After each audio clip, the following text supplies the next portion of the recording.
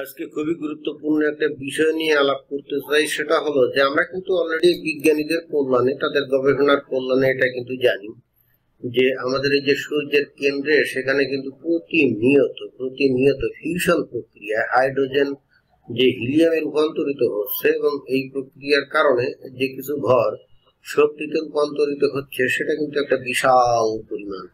এবং এই হেতু যে তুলনাটা করা যায় সেটা হলো যে সূর্যের কেন্দ্রে কিন্তু প্রতিনিয়ত কোটি কোটি যে হাইড্রোজেন বোমার পারমাণবিক বিস্ফোরণ ঘটে যাচ্ছে।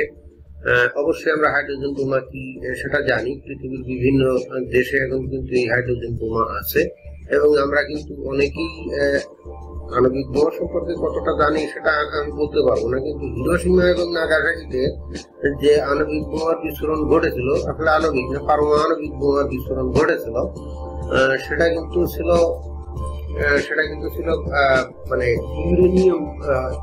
ইউরেনিয়াম পরমাণু দিয়ে তৈরি, এবং ওখানে ওটার যে ক্ষমতা ছিল হাইড্রোজেন পরমাণুর ক্ষমতা কিন্তু তার থেকে বহুগুণ বেশি।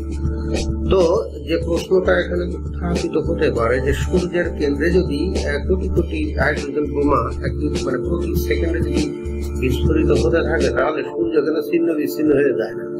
ছিন্ন বিচ্ছিন্ন হয়ে চতুর্দিকে তো ছড়িয়ে ছিটিয়ে পড়ার কথা। আমরা তো সাধারণত যখন দেখি যে একটা বোমা কোনো জায়গায় যদি বিস্ফোরিত হয়, তখন সেটা কিন্তু ছিন্ন বিচ্ছিন্ন হয়ে চতুর্দিকে ছড়িয়ে পড়ে। তো সেই ক্ষেত্রে সূর্যের ক্ষেত্রে সেই ঘটনাটা কেন ঘটে না, এইটা বুঝতে গেলে আমাদেরকে কিন্তু সূর্য কিভাবে সৃষ্টি হয়েছে এটা জানলে তাহলে আমাদের সেটা সুবিধা হবে। কিরকম? আমরা কিন্তু এটাও জানি যে এই সূর্য কিন্তু প্রথম প্রজন্মের কোনো তারকা না, এটা হলো দ্বিতীয় অথবা তৃতীয় প্রজন্মের কোনো তারকা। এখানে এই অঞ্চলে সূর্যের আগে সূর্যের থেকে কমসে কম 15-16 গুণ বড় এবং ভর সম্পন্ন কোনো তারকা ছিল, যেটা এক পর্যায়ে সুপারনোভার আকারে বিস্ফোরিত হয়ে যায়।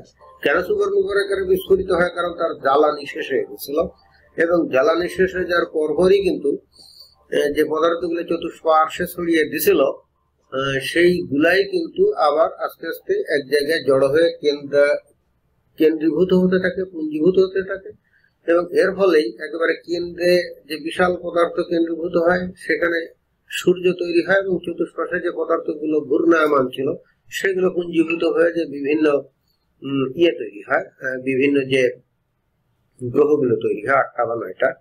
তো এখন যেহেতু কেন্দ্রে পদার্থগুলো বিশেষ করে হিলিয়াম গ্যাস, হাইড্রোজেন গ্যাস সহ অন্যান্য যে পদার্থ আছে সেগুলো যেহেতু কেন্দ্রে পুঞ্জীভূত হতে থাকলো, তাহলে স্বাভাবিকভাবে কেন্দ্রে কিন্তু প্রচন্ড একটা কেন্দ্রাভিমুখী বলের সৃষ্টি হবে। কেন্দ্রাভিমুখী বলের সৃষ্টি হবে, যেটা যে এই ভিডিওতে কিন্তু এই যে সবুজ যে তীর চিহ্ন সেটা দিয়ে কিন্তু বোঝাচ্ছে যে কেন্দ্রাভিমুখী একটা বলের সৃষ্টি হচ্ছে, এবং এটা কিন্তু নর্মাল কোনো বল না, এটা কিন্তু খুবই শক্তিশালী বল। এমনকি আমাদের পৃথিবীও তার মাধ্যাকর্ষণ শক্তির কারণে কিন্তু সবকিছু তার কেন্দ্রের দিকে টানতে থাকে, কিন্তু সূর্যের যে কেন্দ্রে অভিমুখী যে টান বা বল সেটা কিন্তু পৃথিবীর থেকে বহুগুণ বেশি। এর ফলে হচ্ছে কি গোটা সূর্যকে কিন্তু সে নিজেই তার কেন্দ্রাভিমুখী বলের দ্বারা কিন্তু সংকুচিত করে ফেলতে চায়।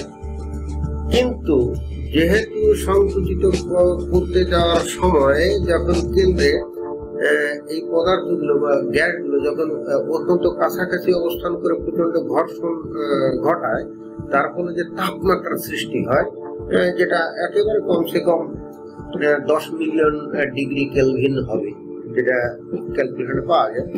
ওই রকম অবস্থায় যখন চলে যায়, তখন ওই কেন্দ্রে কিন্তু হাইড্রোজেন হিলিয়ামে রূপান্তরিত হতে থাকে ফিউশন প্রক্রিয়া, এবং তখন কিছু ভর শক্তিতে রূপান্তরিত হয়। তাহলে এখানে একটা ঘটনা আমরা দেখলাম যে সূর্য কিন্তু তার কেন্দ্রাভিমুখী বলের কারণে সে কিন্তু নিজে ছোট হতে থাকে, কিন্তু ওই কেন্দ্রাভিমুখী বলই যেহেতু কেন্দ্রে প্রচন্ড উত্তাপ সৃষ্টি করে, এবং তার ফলে যেহেতু হাইড্রোজেন ফিউশন প্রক্রিয়ায় পারমাণবিক বিস্ফোরণ ঘটায়, তখন ওই কেন্দ্রে একটা বহির্মুখী বল সৃষ্টি হয়, যেটা আমরা এই ভিডিওতে আমরা দেখতে পারি যে তীর চিহ্নিত বহির্মুখী একটা বল হচ্ছে প্রতিনিয়ত, কারণ প্রতিনিয়তই তো পারমাণবিক বিস্ফোরণ তার কেন্দ্রে ঘটে যাচ্ছে। এখন যেটা হয় সেটা হচ্ছে যে এই বহির্মুখী বল এবং কেন্দ্রাভিমুখী বল এই দুইটা যখন একটা ভারসাম্য পজিশনে চলে আসে, তখনই ওই তারকাটা, বিশেষ করে আমাদের সূর্য, একটা ভারসাম্য পজিশনে চলে এসে একটা নির্দিষ্ট আকার সে প্রাপ্ত হয়। এবং আমাদের এই সূর্যটা ঠিক এভাবে কোটি কোটি বছর ধরে একই রকম আকার নিয়ে সে অবস্থান করছে।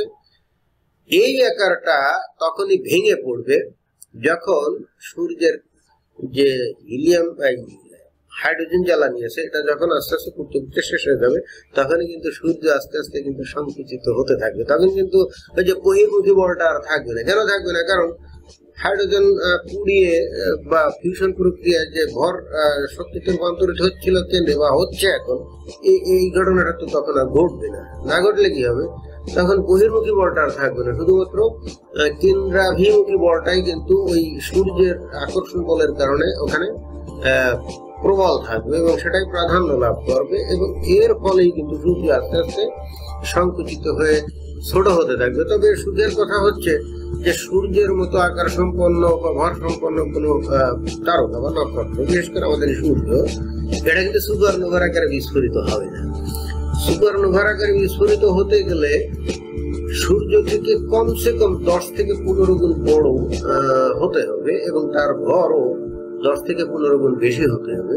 যদি তা না হয় তাহলে কিন্তু সেই নক্ষত্রটা সুপারনোভার আকারে বিস্ফোরণ ঘটবে না। তো সুপারনোভার আকারে বিস্ফোরণ ঘটলে কি কি সুবিধা হয় বা কেন এই সুপারনোভা গোটা মহাবিশ্বে একটা বিশাল গুরুত্বপূর্ণ ব্যাপার, এবং কেন আমাদের এই জীব জগৎ সৃষ্টির জন্য সুপারনোভা দরকার ছিল, সুপারনোভার বিস্ফোরণ দরকার ছিল। অন্য কথায়, সুপারনোভার বিস্ফোরণ যদি না হতো, অর্থাৎ বড় বড় নক্ষত্রগুলো যদি একটা পর্যায়ে সুপারনোভার আকারে যদি বিস্ফোরিত না হতো, তাহলে কিন্তু দুনিয়ার কোথাও কিন্তু জীব জগতের উদ্ভব ঘটতো না। এবং আমরাও অবশ্যই এই দুনিয়াতে, অর্থাৎ পৃথিবীতে, এই যে জীব জগৎ আমরা দেখি সেগুলো তো বটেই, এবং আমরা কেউই কিন্তু এই মহাবিশ্বে আমরা থাকতাম না, এবং মহাবিশ্বের এই অপার সৌন্দর্য দেখা এবং সেগুলোর রহস্য বর্ণনা করার সুযোগ কিন্তু আমাদের ঘটতো না। তো এই বিষয়টা নিয়ে পরে আলাপ হবে। Thanks for watching. Don't forget to subscribe, like, share, and comment down.